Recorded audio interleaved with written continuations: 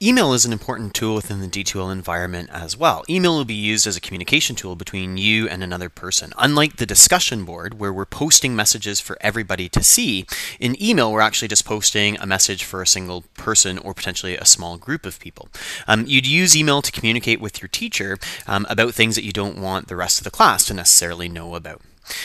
At the beginning of the course, your teacher will decide whether or not you are to use the email system within D2L or whether you are to use an alternative email address. For some teachers, it's more convenient for all of their emails, whether it's for e-learning or for all courses that they're teaching, to come into a common space.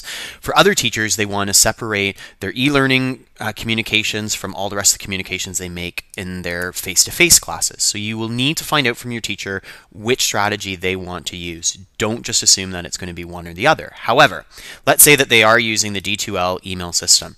To access your email, you simply click on the message contact alerts up at the top of your D2L screen, and there'll be a little link that says go to email.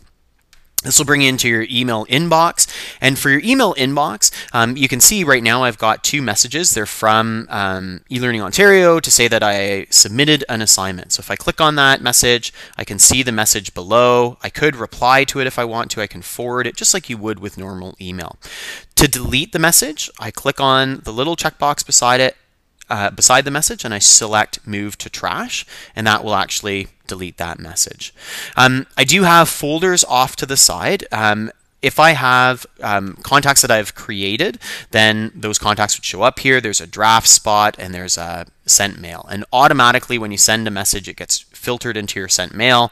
If you create a message and save the draft, it'll get put into your draft folder, and then there's also the trash folder, which will show you anything that you've actually trashed. So these are some messages that I had trashed. Now, sending a message, you need to know the person's email address. This will only send messages within D2L. You won't be able to send messages to outside people, and that's a safety protocol within the e-learning environment. So to send a message to a classmate or to your teacher, you need to know their email address. And if you want to find out the email address, the easiest way is to click on the class list menu item. Here is all of the different people so far registered in the course. Basically, it's the teacher and this test student right now. But if I want to compose an email message to the person, I simply click on their name. And when I click on their name, the compose new message shows up with their email address, their D2L address inside. And the D2L address is the username. Now, for teachers, it'll always be usually the first letter of their first name, their full last name.